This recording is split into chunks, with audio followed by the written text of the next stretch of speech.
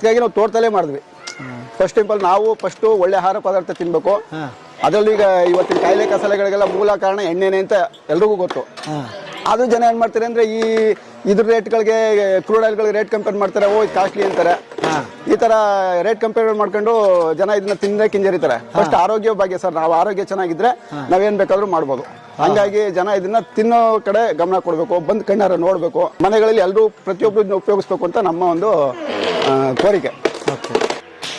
ಇಲ್ಲಿ ಕೊಬ್ಬರಿನ ಇವ್ರಿಗೆ ಕೊಟ್ಟು ನಾವು ಆಡ್ಸ್ಕೊಂಡು ಹೋಗ್ತೀವಿ. ಒಂದ್ 15 kg ವರೆಗೂ ಕೊಬ್ಬರಿ ತಂದು ಕೊಡ್ತೀವಿ. ಒಂದ್ ಗಾಣಕ್ಕೆ 600 ರೂಪಾಯಿ ಚಾರ್ಜ್ ಮಾಡ್ತಾರೆ ಇವರು. ಫ್ರೆಶ್ ಎಣ್ಣೆ ಇರುತ್ತೆ. ಆರೋಗ್ಯ ತುಂಬಾ ಮುಖ್ಯ ಅಲ್ಲ ಇವಾಗಿನ ಟೈಮಲ್ಲಿ.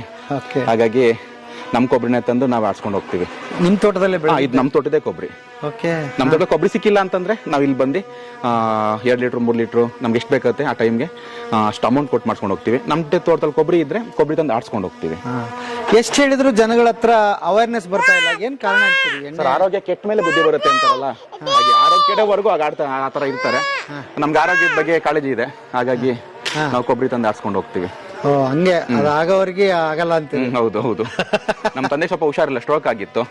ಅದು ಸ್ಟ್ರೋಕ್ಗೆಲ್ಲ ಗೊತ್ತಲ್ಲ ನಿಮಗೆ, ಕೊಲೆಸ್ಟ್ರಾಲ್. ಹಾಗಾಗಿ ನಾವು ಈಗ ಗೊತ್ತಾಗಿದೆ ನಮ್ ತಂದೆ ಆರೋಗ್ಯ ಕೂಡ ಮುಖ್ಯ, ಮತ್ತೆ ನನ್ನ ಮಗು ಆರೋಗ್ಯ ಕೂಡ ಮುಖ್ಯ ಅಲ್ಲ. ಹಾಗಾಗಿ ನಮ್ ಕೊಬ್ಬರಿನೇ ತಂದು ಆಡ್ಸ್ಕೊಂಡು ಹೋಗ್ತೀವಿ ನಾವು ಗಾಣ ಮಾಡಿಸ್ಕೊಂಡಿಲ್ಲ.